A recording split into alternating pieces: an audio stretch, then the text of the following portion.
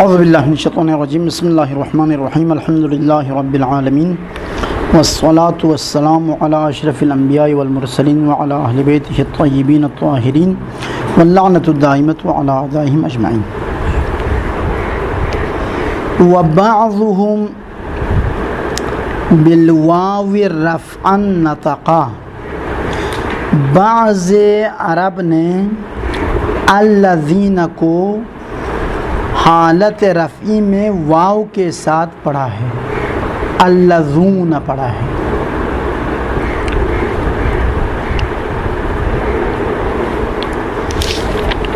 خوب فقالا، چنانچہ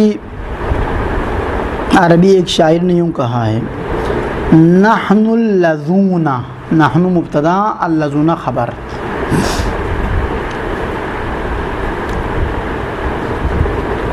یہاں پر خبر چونکہ معرفہ ہے اس لیے الذون واو کے ساتھ پڑھا ہے، الذین نہیں پڑھا ہے.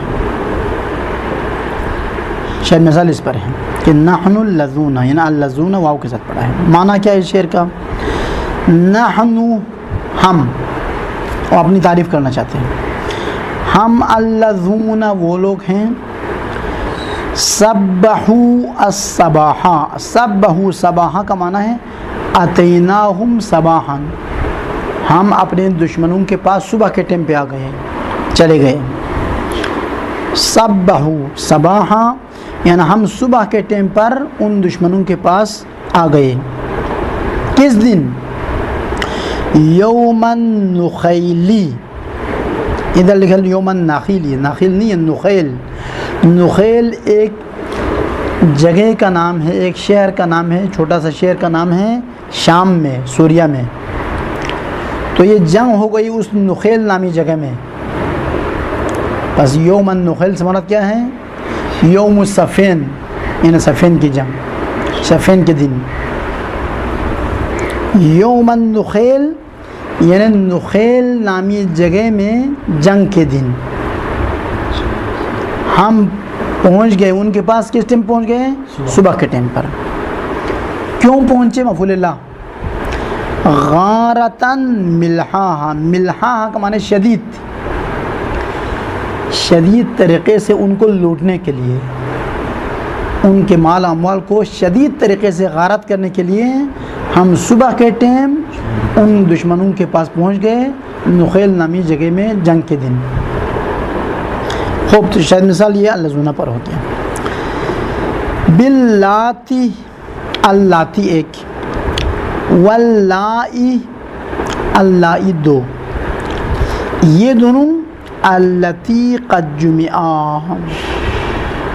عزمیوں پر ترجمہ کرتے وقت قد جمعا، اللاتی، اللاتی جمع ہوا ہے کس کے ساتھ؟ کس لفظ پہ؟ اللاتی اور اللائی کے ساتھ. ان اللاتی جمع بن گئے ہیں اور اب ہو گئے اللاتی، اور اب ہو گئے اللائی. پس اللاتی اور اللائی اللاتی کی دو جمع ہیں. اللاتی کے ساتھ اور اللائی کے ساتھ اللاتی قد جمعا، اللاتی جمع بن گئے ہیں. جمعا میں جو الف ہے الف تثنیہ نہیں ہے، وہ الف مفرد ہے چونکہ یہ اللاتی سے مربوط ہے. اللاتی قد جمعا باللاتی واللائی، یہ ختم. پھر کہتے ہیں کہ اللائی جمع مؤنث ہے لیکن کبھی کبھار جمع مذکر کے معنی میں بھی استعمال ہوتا ہے. واللائی کالذین نظرا وقعا، یعنی یوں حسب ہے، واللائی وقعا کالذین نظرا. اللائی جو جمع مذکر مؤنث کا صیغہ ہے یہ قلیل طور پر واقع ہوا ہے الذین جیسا، یعنی جمع مذکر کے لیے بھی استعمال ہوا ہے. باللاتی ایک، واللائی دو، واللوائی تین، واللائی چار، واللواتی پانچ. یہ پانچ الفاظ، یہ پورے پانچوں کے پانچوں اللاتی کی جمع ہے. اللاتی قد جمعا، اللاتی جمع ہوا ہے ان پانچ الفاظ کے ساتھ. واللائی کالذین نظرن، نظرن اے قلیلا، یہاں پر نظر سے مراد شاذ نہیں ہے بلکہ قلیل ہے، قلیل استعمال، الذین کی طرح قلیل واقع ہوا ہے کلام عرب میں۔ اب مثال، فما آباؤنا بأمن منہ علینا اللائی قد مہد الحجورا۔ شاہد مثال اللائی پر ہے کہ اللائی الذین کے معنی میں ہے۔ کیسے پتہ چلا؟ چونکہ صلہ فعل مذکر جمع لایا ہے، مہدو، اگر مؤنث تو مہدنا کہنا چاہیے تھا، مہدنا نہیں رہا بلکہ مہدو، چونکہ مہدو جو کہ صلہ ہے یہ جمع مذکر کی صورت میں لایا ہے، اس سے معلوم ہو کہ اللائی یہاں پر الذین کے معنی میں استعمال ہوا ہے۔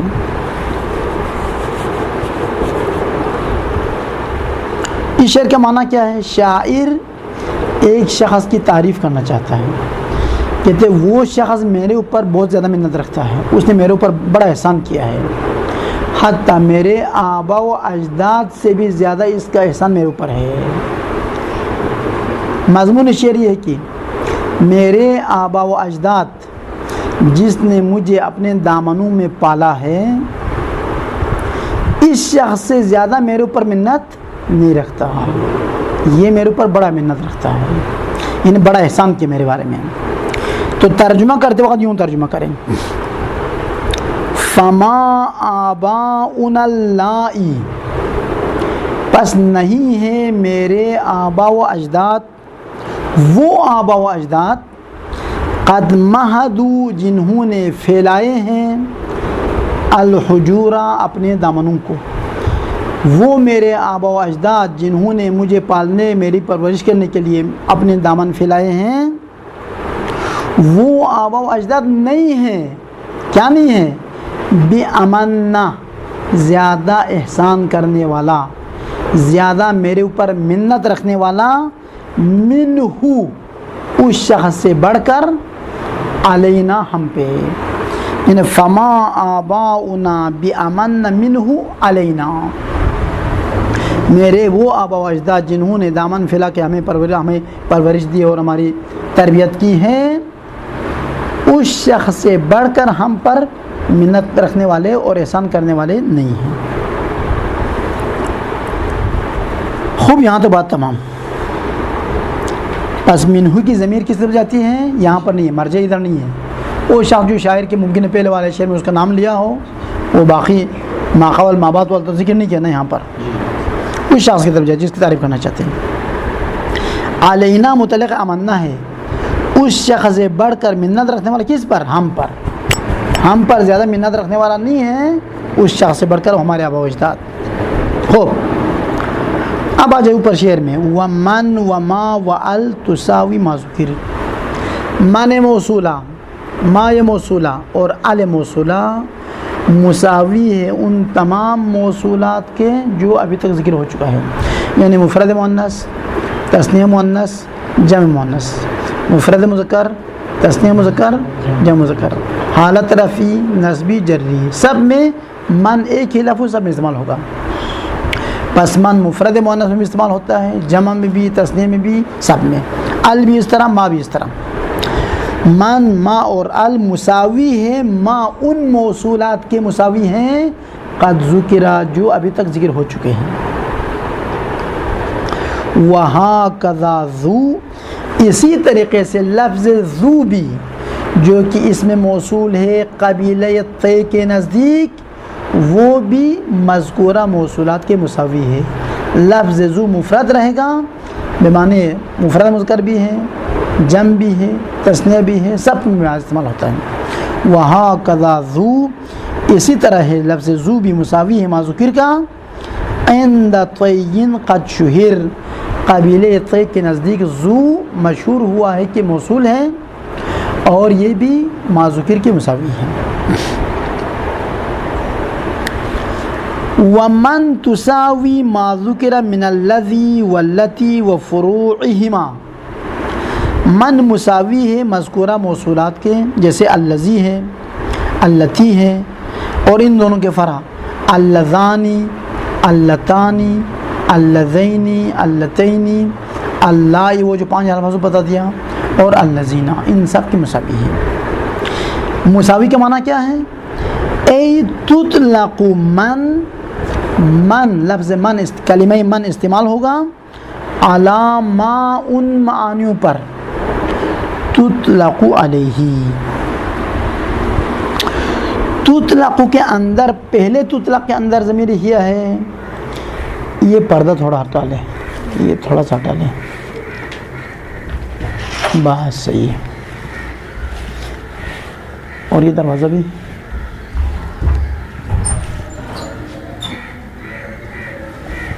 خوب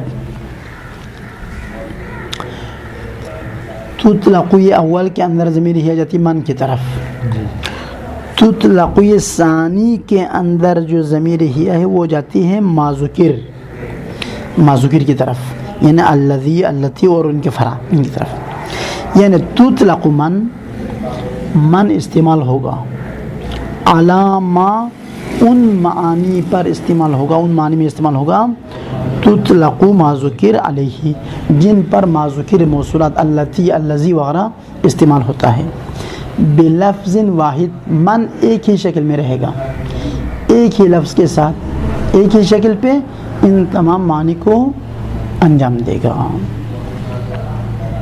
نہ کہ آنے واحد میں سب کا معنی دے گا، یعنی ان میں سے ہر ایک میں استعمال ہو سکتا ہے، کبھی مفرد مذکر میں، کبھی تثنیہ مذکر میں، کبھی جمع مذکر میں، کبھی مفرد مؤنث، تثنیہ مؤنث اور جمع مؤنث میں، یہ معنی ہے۔ مطلب دوم، من مختص ہے عالم کے ساتھ، یعنی عاقل کے ساتھ، جو غیر عاقل ہے، حیوانات ہے، بے جان چیزیں ہیں، ان میں من استعمال نہیں ہوتا۔ وَهِيَ مُخْتَصَّةٌ بِالْعَالِمِ، یہ من مخصوص ہے عالم کے ساتھ، عالم سے مراد عالم عرفی نہیں ہے، نجف کا پڑھا ہوا، مشہد کا پڑھا ہوا، عالم یعنی عاقل جو علم رکھتا ہے، جیسے انسان، جن، ملائکہ، ان میں استعمال ہوتا ہے۔ وَتَكُونُ مَن لِغَيْرِ الْعَالِمِ، 3 صورتوں میں لفظ من غیر عالم کے لیے استعمال ہوتا ہے، ان 3 صورتوں کے علاوہ باقی تمام جگہوں میں فقط عالم کے لیے استعمال ہوتا ہے۔ وَتَكُونُ مَن لِغَيْرِ الْعَالِمِ، عالم من استعمال ہوتے ہیں غیر عالم کے لیے۔ نمبر 1، اگر غیر عالم کو عالم فرض کیا جائے، اس صورت میں غیر عالم کے لیے بھی من استعمال ہوتا ہے۔ جیسے شاعر نے پرندوں کے ایک جماعت کو، پرندے جو قطع نامی ایک پرندے ہیں، ان کے ایک جماعت کو خطاب قرار دیا۔ خطاب قرار دینے کا معنی ہے کہ وہ شاعر نے اپنے ذہن میں ان کو عالم فرض کیا ہے، تبھی تو ان سے درخواست کرتے ہیں تم یہ دے، وہ دے، فلان کرے، فستان کرے۔ خوب، شعر یہ ہے، اس شعر میں 2 من ہے، ایک پہلا من وہ غیر عالم کے لیے استعمال ہوا ہے، ایک دوسرا من ہے وہ عالم کے لیے استعمال، وہ تو عالم میں ہی استعمال ہوا ہے، تو شاہد مثال پہلے من میں ہے، دوسرے من میں نہیں ہے۔ خوب، السرب القطع، قطع ایک قسم کے پرندے کا نام ہے، صرف میں نے جماعت، گروہ، ٹولہ، ایک قطع کے گروہ، فرض کرے 15-20 پرندے جمع ہو کے پرواز کر رہے تھے، تو اس نے ان کو خطاب کرے، ایک پرندوں کے ٹولوں، حل من، کیا کوئی شخص ہے، یعیرو، تم میں سے، کیا تم میں سے کوئی شخص ہے، یعیرو، جو مجھے عاریتن دے دے، جناحہ، اپنے پر کو، کیا تم میں سے کوئی ایسا پرندہ ہے جو اپنا پر مجھے عاریتن دے دے، تو یہ مسئلہ سی من پر ہے، یہاں من سے مراد اے پرندو تم میں سے کوئی ایسا پرندہ ہے جو اپنا پر مجھے عاریہ دے دے، تو یہاں پر من استعمال ہوا، کس کے لیے؟ پرندوں کے لیے، پرندہ تو غیر عامل ہے، غیر عاقل ہے، غیر عالم ہے، تو کیوں اس کو کیسے عالم فرض کیا؟ شاعر نے اپنے خیال میں، اپنے وہم میں، اپنے تصور میں ان کو عالم فرض کیا، عاقل فرض کیا، اس لیے حمزہ ندا لایا، السربا، یہ حمزہ حرف ندا ہے، سوال نہیں ہے، السرب القطع، حرف ندا سر بالقطع مضاف منادا، اسی وجہ سے منصوب ہے منادا کی بنا پر۔ پس ندا کرنا اور خطاب کرنا عالم سے ہوتا ہے۔ دیوار کو تو خطاب قرار نہیں دے سکتے، بھیڑ بکریوں کو تو خطاب قرار نہیں دے سکتے، پس بلانا اور پکارنا یہ عالم کو پکارتے ہیں، عاقل کو پکارتا ہے۔ خوب، تو کیا کرے گا؟ پڑھ لا کر لعلی، شاید میں یا تاکہ میں، امید ہوں کہ میں، الا من قد ہویت اطیرو، لعلی اطیرو ترجمہ کرتا ہوں، ترجمہ کروں، لعلی اطیرو تاکہ میں پرواز کروں، الا من اس فرد کی طرف جس کو میں چاہتا ہوں۔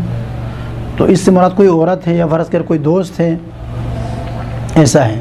وہ کیا ہے؟ یہ من تو عاقل کے لیے ہے، وہ تو شاید مثال اسی معنی اول پر ہے جو پرندے کے لیے استعمال کیا ہے، جبکہ پرندے میں عقل اور علم نہیں ہے۔ یہ مورد اول۔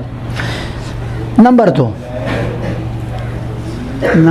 دو ایک ٹولہ ہے، ایک لفظ ہے، ایک مطلب ہے جس میں عاقل بھی شامل ہے، غیر عاقل بھی شامل ہے، لیکن عقل مندوں کو غیر عقل مندوں پر غلبہ دیتے ہوئے من استعمال کرتا ہے جو مختص ہے عالم کے ساتھ۔ جیسے قرآن مجید میں یا ایھا الذین آمنو، تو کہیں پر ہے کہ یا ایھا اللاتی آمنتن، نہیں ہے، تو اس میں عورتیں شامل نہیں ہیں، ایھا الذین آمنو میں شامل ہیں، تو پھر کیوں خدا نے مردوں کا لفظ استعمال کیا؟ تغلیب، اس میں عورتیں بھی شامل ہیں، لیکن مردوں کو عورتوں پر غلبہ دے کر مذکر کا فعل، مذکر کے الفاظ استعمال کیا ہے۔ خوب، یہاں بھی ایسا۔ نمبر دو، او اختلط، یا غیر عالم مخلوط ہو جائے بالعالم کے ساتھ، ایک ایسے گروہ کو خطاب قرار دیں جس میں غیر عاقل بھی ہے، غیر عالم بھی ہے اور عالم بھی ہے، تو پھر غیر عالم اور عالم جب مخلوط ہو تو عالم کے الفاظ کیوں لاتے ہو؟ کہ تغلیباً للافضل، تاکہ افضل کو غیر افضل پر غلبہ دیتے ہوئے۔ عالم افضل ہے، غیر عالم افضل نہیں ہے، تو افضل کا لفظ استعمال کیا، جو الفاظ افضل کے لاتے اس کو استعمال کیا، تاکہ غیر افضل پر ان کو برتری دی جائے اور غلبہ دیا جائے۔ لہو قولی تعالی یسجد لہو من فی السماوات ومن فی الارض، سجدے کرتا ہے خدا کے لیے جو کچھ آسمانوں میں ہے اور جو زمین میں ہے۔ زمین میں بھیڑ بکریاں بھی ہیں، انسان بھی ہے، ممکن ہے آسمان میں فرشتے بھی ہو جو عقل مند ہیں، عالم ہیں، اور غیر فرشتے اور بھی تو مخلوق ہوں گے، اور بھی چیزیں بے جان بھی شاید ہو۔ تو یہاں پر جو کچھ زمینوں میں، جو کچھ آسمانوں میں ہے، اس میں عالم بھی شامل ہے، غیر عالم بھی شامل ہے، لیکن عالم کو غیر عالم پر غلبہ دے کر من استعمال کیا۔ اور آخری مورد، تیسرا مورد، ایک عام لفظ ہے، اس میں عالم بھی شامل ہے، غیر عالم بھی شامل ہے، ٹھیک، ایک عام لفظ ہے۔ اس کے بعد اس عام لفظ کو من تبعیضیہ کے ذریعے سے بیان کیا ہے، تو وہاں پر بھی من غیر عالم کے لیے استعمال ہو سکتا ہے۔ او اقترن غیر العالم بالعالم، یا غیر عالم ملا ہوا ہے عالم کے ساتھ، کس میں؟ فی عموم، ایک عام لفظ میں، ایک ایسے لفظ میں جس میں عمومیت پایا جاتا ہے، اس میں عالم غیر عالم عالم کے ساتھ ملا ہوا ہے۔ فصل العموم بمن، پھر اس عموم کو تفصیل دی گئی ہے من حرف جر کے ذریعے سے۔ نحو واللہ خلق کل دابۃ من ماء، خداوند متعال نے ہر زمین پر چلنے والی چیز کو پانی سے پیدا کیا ہے۔ دابہ زمین پر چلنے والی چیز، چلنے والی مخلوق، اس زمین پر چلنے والے مخلوق میں انسان بھی شامل ہے، گھوڑے بھی شامل ہیں، گدھے بھی شامل ہیں، مرغیاں بھی شامل ہیں، بس عالم بھی اس دابہ میں شامل ہے، غیر عالم بھی شامل ہے۔ پھر اس کو تفصیل دیا، ان میں سے بعض رینگتے ہوئے چلتے ہیں، بعض دو پیروں پہ چلتے ہیں، بال فلان کرتے ہیں، یہ تفصیل دیا۔ فَمِنْهُمْ، ہم سے مراد کیا ہے؟ دابہ۔ بس ان دابہ زمین پر چلنے والوں میں سے کچھ، میں نے تبعیضیہ ہے، کچھ مَن يَمْشِي عَلَى بَطْنِهِ، جو رینگتے ہیں اپنے پیٹ کے بل، رینگتے ہیں، چلتے تو نہیں ہے، رینگتے ہیں۔ خوب، یہ عاقل یا غیر عاقل ہیں؟ یہ غیر عاقل ہیں، یہ کیڑے مکوڑے ہیں جو رینگتے ہیں۔ وَمِنْهُمْ مَن يَمْشِي عَلَى رِجْلَيْنِ، ان مخلوقات دابہ زمین پر چلنے والوں میں سے کچھ دو پیروں پر چلتے ہیں، دو پیروں پر، انسان بھی چلتا ہے اور مرغیاں بھی چلتی ہیں، پرندے بھی چلتے ہیں، دو پیر ہوتے ہیں ان کے بھی۔ وَمِنْهُمْ مَن يَمْشِي عَلَى أَرْبَعٍ، وہ بعد ولایت میں ہیں، ان میں سے کچھ چار پیروں پہ، جیسے گھوڑا، گدھا، اونٹ وغیرہ، وہ چار بھیڑ بکریاں چار پیروں پہ چلتے ہیں۔ تو ان میں دیکھیں من استعمال کیا، مَن يَمْشِي عَلَى بَطْنِهِ، غیر عاقل کے لیے استعمال کیا، وہ تو قطعاً غیر عاقل ہے۔ اور مَن يَمْشِي عَلَى رِجْلَيْنِ، اس میں دونوں مشترک ہیں، وَمَن يَمْشِي عَلَى أَرْبَعٍ، وہ بھی غیر عاقل ہیں۔ کہتے ہیں یہاں پر کیسے غیر عاقل عالم کے ساتھ کہاں پر شریک ہے؟ لِاقْتِرَانِ غَيْرِ الْعَالِمِ بِالْعَالِمِ فِي كُلِّ دَابَّةٍ واللہ خلق کل دابہ، یہ کل دابہ ایک ایسا لفظ ہے جو عام ہے، جس میں عالم اور غیر عالم دونوں ملے ہوئے آپس میں، یہ تمام۔ خوب، یہ تو ہو گیا من۔ ماں کے بارے میں کیا ہے؟ وَمَا أَيْضًا تُسَاوِي مَا ذُكِرَ، ماں بھی من کی طرح مساوی ہے ذکر شدہ موصولات کے، مثلا کیا؟ من الذی، الذی، واللتی، وفروعہما، اللتان واللذان، اللائی واللذین، یہ ان کے فروع ہے۔ ان سب کا معنی دے گا ماں، کبھی الذی کے معنی دے گا، کبھی اللتی کا معنی، کبھی تثنیہ، کبھی جمع، کبھی مذکر، کبھی مؤنث۔ وہی، اور یہ ماں، صالحۃ لما لا یعلم ولغیرہ، ماں بذات خود غیر عالم کے لیے استعمال ہونے کی بھی صلاحیت رکھتا ہے اور عالم کے لیے استعمال ہونے کی بھی صلاحیت رکھتا ہے۔ وہی صالحۃ لما لا یعلم، یعنی غیر عالم، ولغیرہ یعنی ولعالم۔ ما لا یعلم کا غیر کیا ہے؟ ما یعلم، ما یعلم بن جائے گا عالم۔ کس نے کہا دونوں کے لیے استعمال ہوتا ہے؟ کما قال المصنف فی شرح الکافیہ، چنانچہ مصنف نے شرح کافیہ میں کہا کہ عالم غیر عالم دونوں کے لیے استعمال ہوتا ہے۔ خلاف من، یہ من کے برخلاف ہے، من فقط عالم کے لیے ہے، فقط 3 جگہوں میں غیر عالم کے لیے، اما ما نہ، ایسا نہیں ہے، عالم کے لیے بھی غیر عالم کے لیے بھی۔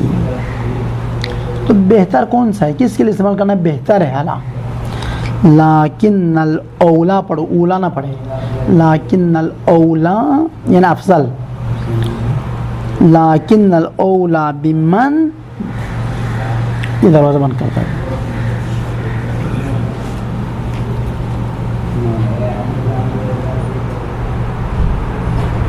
لیکن الاولا بما لا یعلم، بہا کی ضمیر جاتی ہے ماں کی طرف، لیکن ماں کے ساتھ بہتر کیا ہے؟ بہتر ہے کہ لا ما لا یعلم، ما لا یعلم میں اس کا استعمال ہونا یہ بہتر ہے، یہ غیر عقل کے لیے۔ نحو مثال، واللہ خلقکم وما تعملون، اس کا ظاہری معنی یہ ہے واللہ خلقکم، اور اللہ نے تمہیں پیدا کیا ہے، وما تعملون، اور ان چیزوں کو پیدا کیے ہیں، ان کاموں کو پیدا کیے جو تم کرتے ہو۔ تو یہ ہو گیا عقیدہ جبر، خدا ہمارا بھی خالق ہے اور ہمارے کام کا بھی خالق ہے، تو فرعون نے جو کام کیا ہے وہ در حقیقت خدا نے خلق کیا، تو مجبور تھا فرعون۔ اس آیت کا معنی کیا ہے؟ یہ آیت حضرت ابراہیم کے قول کو نقل کیا ہے. یہ جملہ خدا کا ڈائریکٹ جملہ نہیں ہے. قرآن میں ٹھیک ہے ڈائریکٹ جملہ ہے، لیکن اصل کہنے والا حضرت ابراہیم ہے. حضرت ابراہیم نے اپنے زمانے کے جو بت پرست لوگ تھے ان کو اس جملے کو استعمال کیا ہے. خدا نے قرآن میں ابراہیم کے اس قول کو نقل کیا ہے. اتعبدون ما تنحتون، کیا تم لوگ ان چیزوں کی عبادت کرتے ہو کہ جسے تراش کے خود بناتے ہو؟ لکڑیاں خود تراش کے بت بناتے ہیں، پتھر تراش کے بت بناتے ہو، سونا چاندی کو بت بناتے ہو، پھر اسی کو خدا سمجھتے ہو، پوجا کرتے ہو. واللہ خلقکم، خدا نے تمہیں بھی پیدا کیا ہے، وما تعملون، اور ان بتوں کو بھی پیدا کیا ہے جس کو تراش کے تم بت بناتے ہو. معنی یہ ہے اس آیت کا. یہاں پر ما سے مراد عملی انسان نہیں ہے. وما، ان بتوں کو بھی خدا نے پیدا کیا ہے. کون سے بت؟ تعملون، جس کو تم بناتے ہو تراش کے. تراشنا عمل ہے نا، عمل انسان.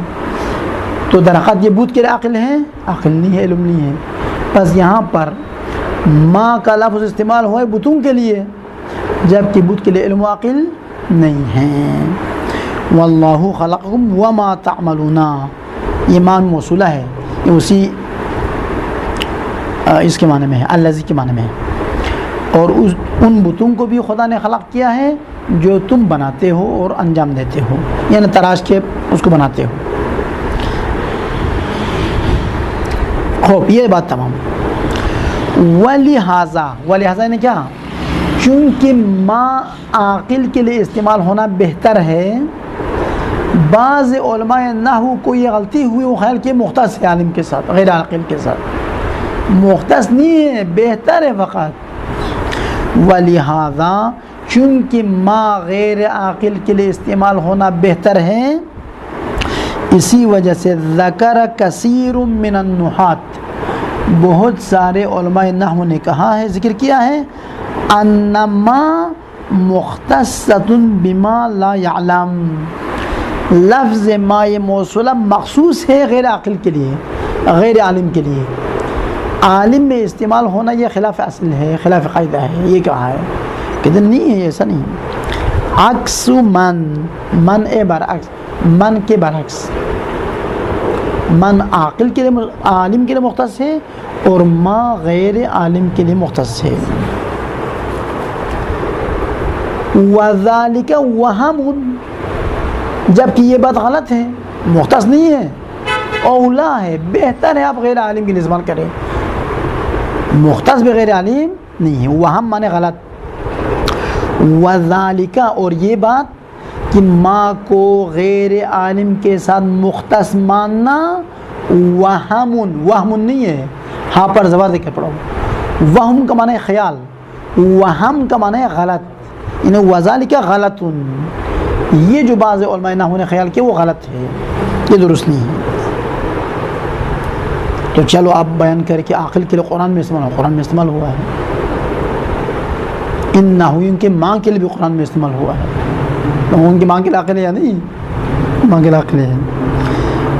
ومن ورود ما فی العالم، لفظ ما عالم میں استعمال ہونے کے موارد میں سے ایک قولہ تعالی، خداوند متعال کا یہ فرمان ہے، فانکحوا، تم لوگ شادی کرو، ما طاب لکم، ان عورتوں کے ساتھ جو تمہیں اچھی لگے. بس ما یہاں پر کیا ہے؟ ما سے مراد عورتیں ہیں، عورتوں کے لیے عقل ہے. عقل نہیں تو روٹی کیسے پکاتی ہے، وہ کپڑے کیسے دھوتی ہیں، باقی بال بچے کیسے پالتے ہیں. عقل تم میں مردوں میں شاید زیادہ ہے بعض کاموں میں. کس طرح شوہر کو چلاتی ہے یہ عقل نہیں کیسے چلاتی ہے. فانکحوا، پس شادی کرو، نکاح کرو، ما، ان عورتوں کے ساتھ، طاب لکم، جو تمہیں اچھی لگے. من النساء، یہ من النساء ما کو بیان کرتا ہے، عورتوں میں سے جو تمہیں اچھی لگے، جو تمہارے لیے پاکیزہ لگے، ان سے شادی کرو. پر شاید مثال ما موصولہ پر ہے, یہاں پر ما سے مراد عورتیں ہیں, عورتوں کے لیے عقل ہے, حالانکہ ناقص صحیح, بالاخره عقل تو ہے, علم تو ہے.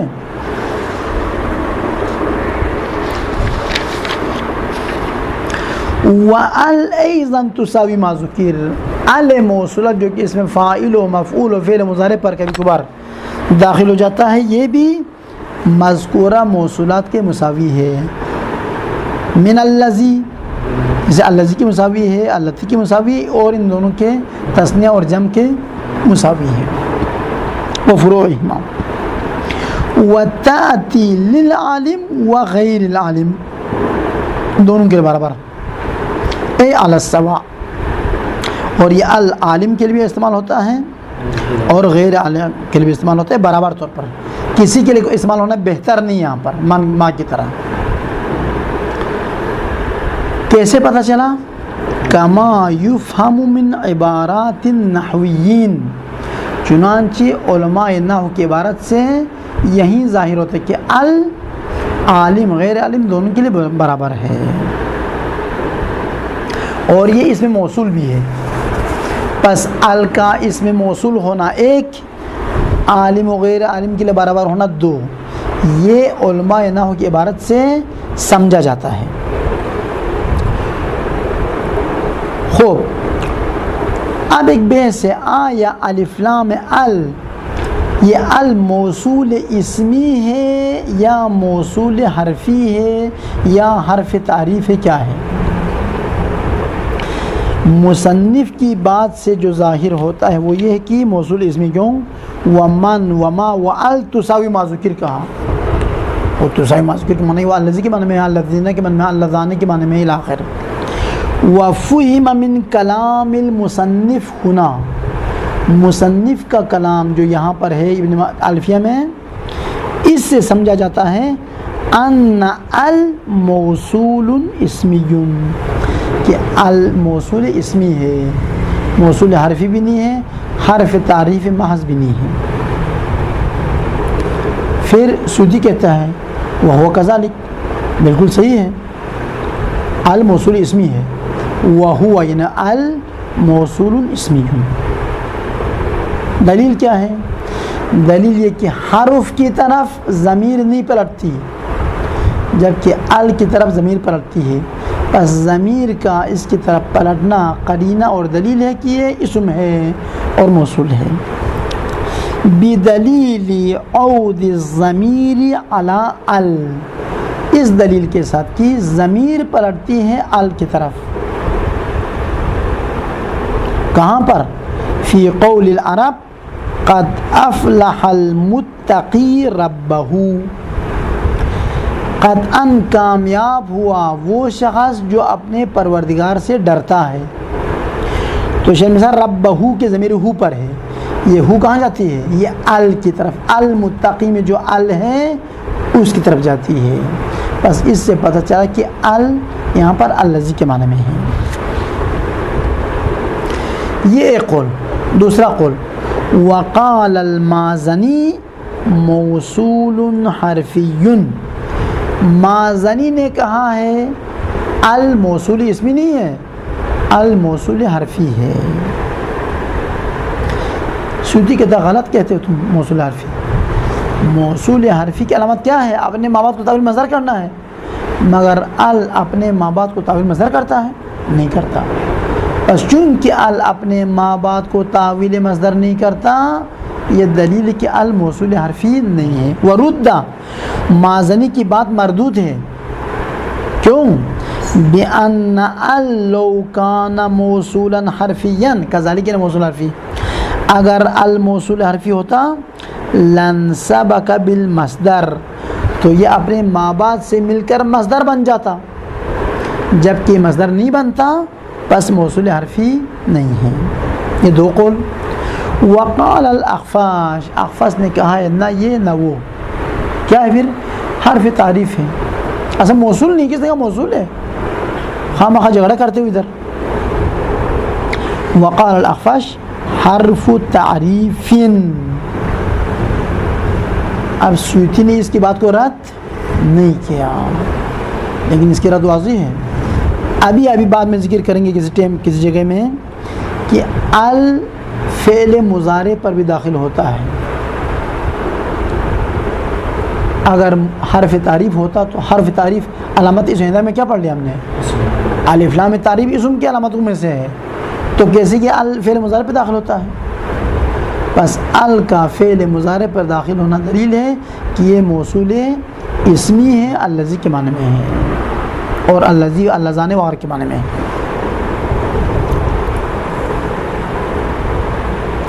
وَهَكَذَا اِكَمَنْ وَمَا بَعْدَهَا، من اور ما اور ال جیسا ہے. من اور اس کے مابعد دو ذکر کیا نا، یعنی من اور اس کے مابعد والے موصول جیسا ہے، یعنی من ما اور ال کی طرح ہے. کون؟ کس میں؟ فی کونہا تساوی الذی واللتی وفروعہما، کہ الذی کی مساوی ہونے میں، اللتی کے مساوی ہونے میں، اور ان دونوں کے فروعات کے مساوی ہونے میں. کون من جیسا ہے؟ ذو، لفظ ذو عند طین قد شہر، وہ ذو جو قبیلے طی کے نزدیک معروف اور مشہور ہے. کما نقلہ الازہری، ایک نحوی کا نام ہے، چنانچہ نحوی ازہری نے نقل کیا اپنی کتاب میں کہ ذو قبیلے طی کے نزدیک اسم موصول ہے، اور یہ مفرد تثنیہ جمع مذکر مؤنث سب میں استعمال ہوگا. نحو قول شاعر، ایک چشمے کا پانی تھا، جو زمین کھود کے چشمہ نکالتے ہیں نا وہاں پر، اس میں جھگڑا ہوا، کسی نے کہا کہ میرا ہے، کسی نے کہا وہ اس کا ہے. تو جو اصلی مالک ہے اس نے یہ شعر بیان کیا، فَإِنَّ الْمَاءَ، اس چشمے کا جو پانی ہے، یہ چشمہ میں جو یہ چشمہ اور اس کا پانی، ماء ابی و جدی، یہ میرے باپ دادا سے منتقل ہوا، مشتق اس میں ملا ہے، یہ ہمارے باپ دادا کی ملکیت ہے.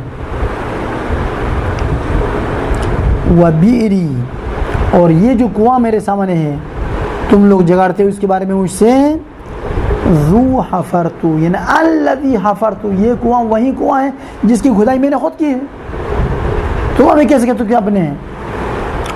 وذو طویت، اور اس کنواں کو کھودنے کے بعد جو اطراف میں جو اینٹیں رکھوائی ہیں وہ میں نے خود رکھوائی ہیں.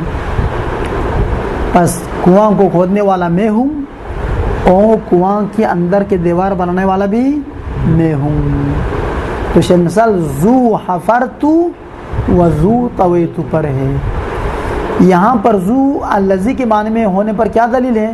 ممکن یہ ذو بمعنی صاحب ہو، ذو کتاب یعنی کتاب والا اس معنی میں ہو. دلیل ذو بمعنی صاحب اس میں نکرہ کی طرف اضافہ ہوتا ہے، فعل کی طرف اضافہ نہیں ہوتا. اگر یہاں پر ذو کو صاحب کا معنی ہوتا تو حفرتو کیوں لاتے؟ ذو حفرن کہتے، مصدر لاتا. بس ذو بمعنی صاحب اس میں نکرہ کی طرف اضافہ ہوتا ہے، یہاں پر تو فعل ماضی استعمال ہوا ہے. بس فعل ماضی کا ذو کے بعد میں آنا خود واضح دلیل ہے کہ یہ الذی کے معنی میں ہے، صاحب کے معنی میں نہیں ہے.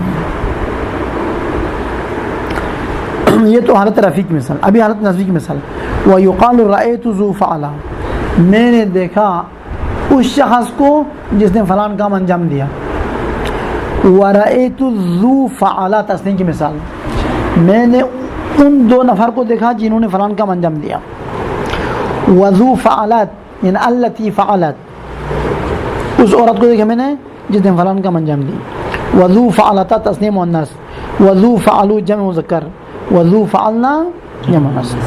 پس ذو فعل الذی، ذو فعل اللذانی اللذین اللذین، وذو فعلت التی، ذو فعلتا اللتین، وذو فعلوا الذین، ذو فعلنا اللاتی، ان کے معنی میں ہیں.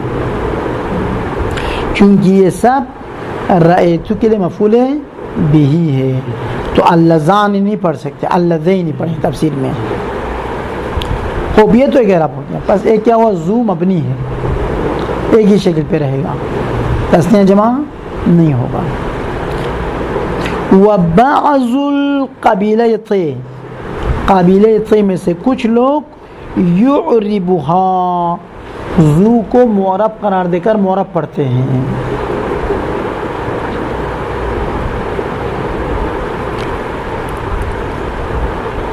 تو حالت رفع میں ذو فعلا، جاءنی ذو فعلا، رأیت ذا فعلا، مررت بذی فعلا، یوں پڑھتے ہیں.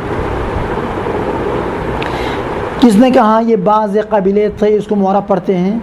ذکرہ ابن جنی، ابن جنی ایک شیعہ نحوی کا نام ہے، یہ شیعہ تھا ابن جنی. اس نے ذکر کیا ہے کہ بعض قبیلے تھے ذو کو معرب پڑھتے ہیں. جیسے شاعر، ان کے شاعر نے یہ کہا فَأَمَّا كِرَامٌ مُوسِرُونَ لَقِيتُهُمْ، بس وہ لوگ جو سخی ہیں اور مالدار ہیں، موسرون مالدار ہیں، توانگر ہے، غنی ہیں، جن سے میں نے ملاقات کی. میں کچھ سخی مالدار لوگوں سے ملاقات کی. فحسبی من ذی عندہم، بس میرے لیے کافی ہے ان اموال میں سے جو ان مالداروں کے پاس ہے. کتنا کافی ہے؟ جتنا میری ضرورت کے مطابق ملے. فحسبی میرے لیے کافی ہے. کیا کافی ہے؟ کن میں سے؟ من المال الذی عندہم، اس مال میں سے جو ان مالدار لوگوں کے پاس موجود ہیں. ان مال میں سے میرے لیے کافی ہے. کیا کافی ہے؟ ما، وہ مقدار مال کافی ہے، کفانیا، جو میرے لیے میری ضرورت کو پورا کرے. اس مقدار مال مجھے ملے تو کافی ہے جو میری ضرورت کو پورا کرے. زیادہ مال کی لالچ میں نہیں رکھتا ہوں. تو شاید مثال من ذی عندہم پر ہے. ذی یہاں پر بمعنی الذی ہے اور حالت جری میں آنے کی وجہ سے ذی یا کے ساتھ پڑھ لیا ہے. اگر معرب ہوتا تو کیا پڑھتا؟ من ذو عندہم. حالا ممکن ہے کوئی کہے کہ یہاں پر ذی بمعنی صاحب ہے، ذی بمعنی الذی نہیں ہے. جواب، ذو بمعنی صاحب اس میں جنس، اشیاء اور افعال کی طرف اضافہ ہوتا ہے. عندہ تو ظرف ہے، پاس والا تو نہیں کہتے ہیں. ان کے پاس جو مال ہے، بس یہاں پر ذی الذی کے معنی میں ہے، عندہ متعلق استقرا ہو کر صلہ ہے.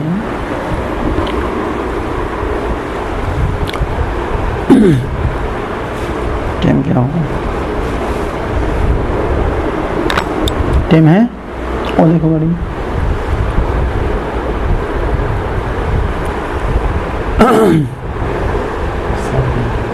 سب منٹ. خوب، وکلتی ایزن شعر میں آ جاؤ اوپر. وکلتی ایزن لدیہم ذاتو، قبیلہ طے کے نزدیک ذاتو بھی التی کی طرح ہے.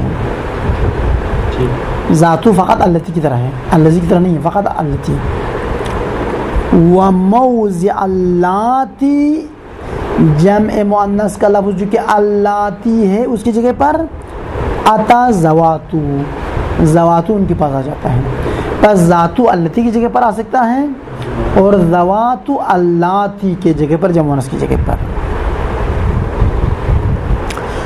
وکلتی ایزن لدیہم، اے لدا بعضہم، نہ کہ کل قبیلے کے پاس نہیں، بعض قبیلے کے پاس. مگر آپ کو علم غیب ہے کہ خود مصنف نے شعر کافی میں کہا کہ بعض کے پاس. ادھر کہا ہے لدیہم، ادھر مصنف نے ناشتہ نہیں کیا تو اس نے لدیہم کہہ دیا. بعض کے پاس ہے، سب کے پاس تو نہیں ہے. کیوں غلط بات لکھتے ہو ادھر؟ وکلتی ایزن لدیہم، التی کے مانند ہے ان کے پاس، اے لدا بعض قبیلے کے پاس. کس نے کہا بعض کے پاس ہے؟ کما ذکرہ فی شعر الکافیہ، جیسا کہ خود ابن مالک نے شعر کافیہ میں کہا کہ بعض کے پاس ایسا ہے، سب کے پاس نہیں ہے. خوب، التی کی طرح کیا ہے؟ ذاتو مبنیۃ علی الضم، ذاتو مبنی ہے ضمے کے ساتھ، ضمے پر مبنی ہے. مثال والکرامتی ذات اکرمکم اللہ بہ، پڑھو بہ نہ پڑھو بہ.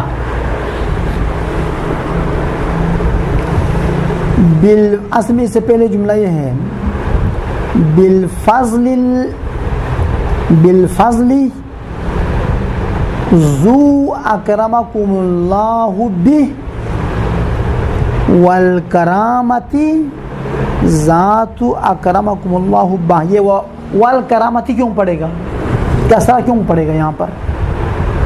تو کہتے ہیں یہ بائے قسمیہ ہے جو اس سے پہلے والے جملے بالفضل پر داخل ہے. تو یہ کرامت اس فضل پر عطف ہے، اصل میں تھا بالکرامتی. ایک شخص آیا مسجد میں اور لوگوں سے چندہ وصول کرنے کے لیے یہ جملہ ادا کیا، بالفضلی، اس فضل کا واسطہ دے کر میں آپ سے پوچھتا ہوں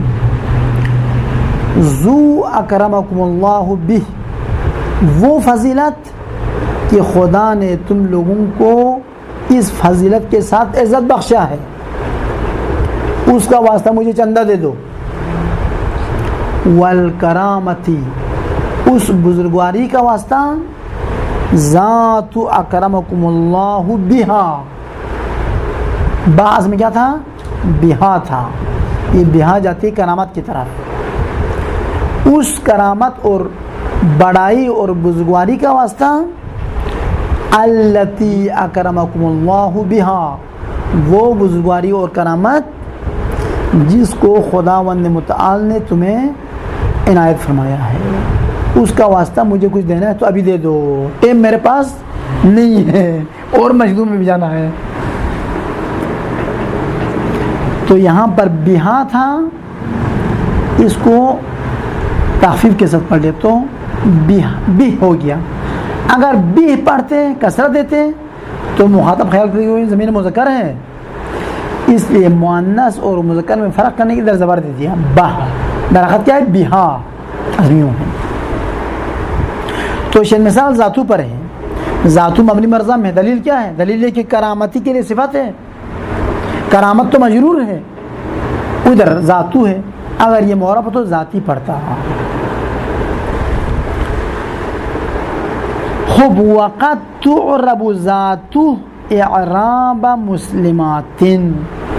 دوسرا نظریہ یہ ہے کبھی ذاتو کو معرب، ذاتو کو اعراب دیا جاتا ہے مسلماتن والا اعراب، ذاتن تنوین کے ساتھ، ذاتن تنوین کے ساتھ.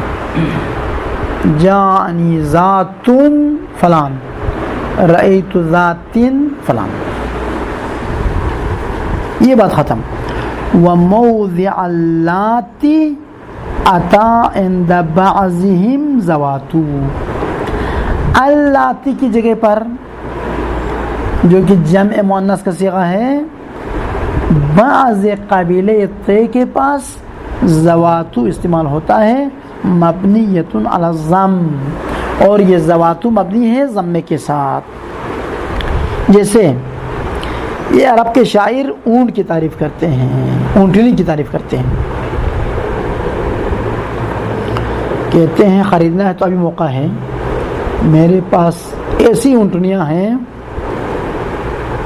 جو بالکل تیز چلنے والی ہے، سامان اٹھانے کے بعد یہ برق رفتاری کے ساتھ اٹھ کے چلی جاتی ہے، خریدنا تو بہترین موقع ہے، اور خلق ہونا بند ہو گیا ہے. مثلا جماعتها، میں نے ان اونٹنیوں کو اکٹھا کیا ہے، من انیقن، ایسے کثیر اونٹنیوں سے میں نے انتخاب کر کے اکٹھا کیا ہے، موارقی، جو تیز چلنے والی ہے. موارق جمع مارقہ ہے، مارقہ کا معنی کیا ہے؟ تیز چلنے والی اونٹنیاں. انیق جمع ناقہ ہے.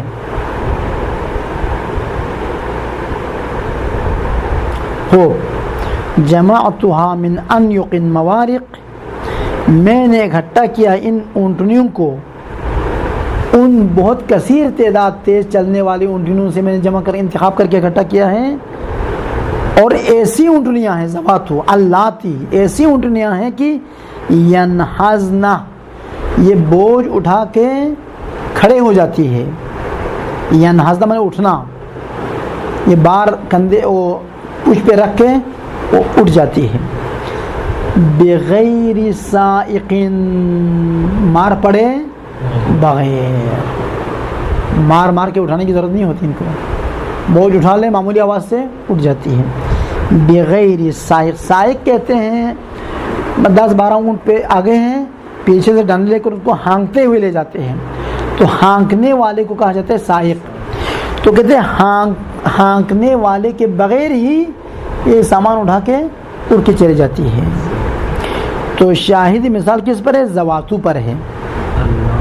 زواتو یہاں پر اللاتی کے معنی میں ہے، اور جمع مؤنث کا صیغہ دلیل ینحزنا، چھٹا صیغہ استعمال کیا فعل مضارع کا، اس سے پتہ چل کہ زواتو جمع مؤنث کے لیے استعمال ہوا ہے۔ وقد تعرب زوات باعراب مسلمات، کبھی زواتو کو بھی مسلماتن کا اعراب دیا جاتا ہے، زواتن زواتن۔ تتمتن قد تثنى ذو وتجمع، کبھی ذو تثنیہ بنتا ہے کبھی ذو جمع بنتا ہے۔ فیقول تثنیہ میں ذوا حالت رفی میں، ذوی حالت نصبی اور جری میں، وذو جمع حالت رفعی میں، وذوی ذوی وہاں پر کسر دے دو حالت جری اور نصبی میں۔ یہ تو ہو گیا ذو کا۔ ویقال فی ذاتو، ذاتو بھی تثنیہ جمع بنتا ہے، ذاتا زواتا و زواتو۔ ویقال فی ذاتو، ذاتا بھی پڑھ لیتا ہے، زواتا بھی اور زواتو جمع۔ ذاتو کی تثنیہ ذاتا اور زواتا دو تثنیہ اور جمع زواتو۔ اللہم صلی علی محمد و آل محمد وعجل فرجهم۔